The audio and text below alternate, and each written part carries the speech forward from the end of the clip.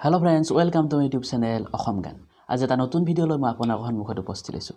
আজিৰ এই ভিডিঅ'টোত মই আপোনালোকে ব্যৱহাৰ কৰি থকা এন্ড্ৰইড ফোনটোৰ বা আপোনালোকে ব্যৱহাৰ কৰি থকা ল্যাপটপ বা কম্পিউটাৰৰ বিষয়ে কিছু কথা ক'বলৈ গৈ আছোঁ। আপোনালোকে জানেনে যে আপোনালোকে ব্যৱহাৰ কৰি থকা এন্ড্ৰইড ফোনটোৱে বা আপোনালোকে ব্যৱহাৰ কৰি থকা ল্যাপটপ বা কম্পিউটাৰটোৱে আপোনালোকক কিমান ধৰণে ক্ষতিসাধন কৰি আছে। আজি এই ভিডিঅ'টোত মই এই ল্যাপটপ বা কম্পিউটাৰ বা আপোনালোকে ব্যৱহাৰ কৰি থকা এন্ড্ৰইড ফোনটোৱে কেনেদৰে ক্ষতিসাধন কৰি আছে সেই বিষয়ে ক'বলৈ চেষ্টা কৰিম। আজি পলম নকৰি ভিডিঅ'টো আৰম্ভ কৰোঁ। আমি ব্যৱহাৰ কৰি থকা এন্ড্ৰইড ফোনটোৱে বা আমি ব্যৱহাৰ কৰি থকা এই ল্যাপটপ বা কম্পিউটাৰৰ পৰা কিছুমান ৰশ্মি নিৰ্গত হৈ থাকে। এই ৰশ্মিসমূহৰ ভিতৰত যিটো নীলা ৰশ্মি থাকে, সেই নীলা ৰশ্মিটোৱে মানুহক যথেষ্ট ক্ষতিসাধন কৰে। এই নীলা ৰশ্মিটো যেতিয়া আমাৰ চকুত সোমায়, চকুৰ যথেষ্ট ক্ষতিসাধন কৰে আৰু চকুৰ পৰা এটা ছিগনেল ব্ৰেইনলৈ প্ৰেৰণ কৰে আৰু তেতিয়া ব্ৰেইনৰো আমাৰ যথেষ্ট ক্ষতিসাধন হ'বলৈ আৰম্ভ কৰে। যে এইটো বেছি দিনৰ কথা নহয় যে বিজ্ঞানীসকলে ইয়াৰ ওপৰত এটা পৰীক্ষা কৰিছিল আৰু এই পৰীক্ষাটো তেওঁলোকে কৰিছিল মাখিৰ ওপৰত। মানে তেওঁলোকে কেইটামান মাখি লৈ আহিছিল আৰু সিহঁতক দুটা ভাগত ভাগ কৰিছিল। এটা ভাগক সিহঁতে আন্ধাৰত থৈ দিছিল আৰু আন এটা ভাগক সিহঁতে এই নীলা ৰশ্মিটো পৰাকৈ থৈ দিছিল। আৰু তেওঁলোকে এইটো প্ৰায় 12 ঘণ্টা সময় থৈ দিয়াৰ পাছত সিহঁতক আৰু পুনৰ এটা সাধাৰণ অৱস্থালৈ লৈ আহিছিল, সাধাৰণ আমাৰ অৱস্থাটোলৈ লৈ আহিছিল।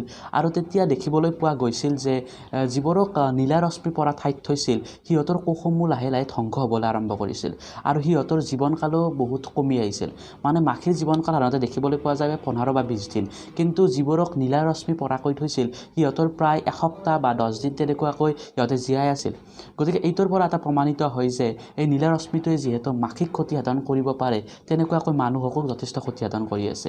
এই নীলা ৰশ্মিটোৱে যেতিয়া মানুহৰ চকুত সোমোৱাৰ লগে লগে লাহে লাহে, মানে বেছি ইমান খৰখেদাকৈ এইটো নকৰে, লাহে লাহে যেতিয়া বহুত সময় আমি মোবাইল বা কম্পিউটাৰ ব্যৱহাৰ কৰি থাকোঁ, লাহে লাহে আমাৰ চকুৰ কোষসমূহ লাহে লাহে ধ্বংস কৰিবলৈ আৰম্ভ কৰে।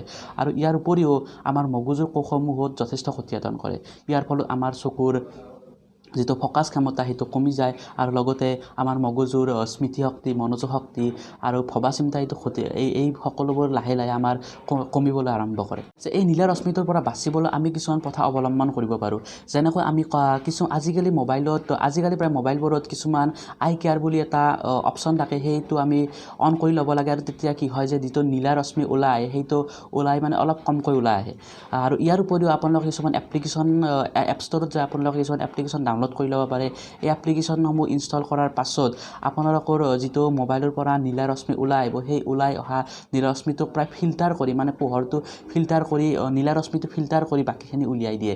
আৰু ইয়াৰ উপৰিও আপোনালোকে যিবোৰে বেছি সময় ধৰি কম্পিউটাৰ বা লেপটপৰ আগত বহি থাকে তেওঁলোকে কিছুমান চশমা ব্যৱহাৰ কৰিব পাৰে, মানে আই কেয়াৰ কিছুমান চশমা বৰ্তমান বজাৰত উপলব্ধ, সেইসমূহ ব্যৱহাৰ কৰি ল'ব পাৰে। বা মোবাইল চলাওঁতেও আপোনালোকে এই চশমাযোৰ পিন্ধি ল'ব পাৰে। আজিৰ ভিডিঅ'টোত এইখিনি মই ক'বলৈ চেষ্টা কৰিছোঁ যে আপোনালোকৰ মোবাইলৰ বা কম্পিউটাৰৰ পৰা আপোনালোকৰ চকু বা মগজুক কেনেকৈ সুৰক্ষিত কৰি ৰাখিব পাৰে।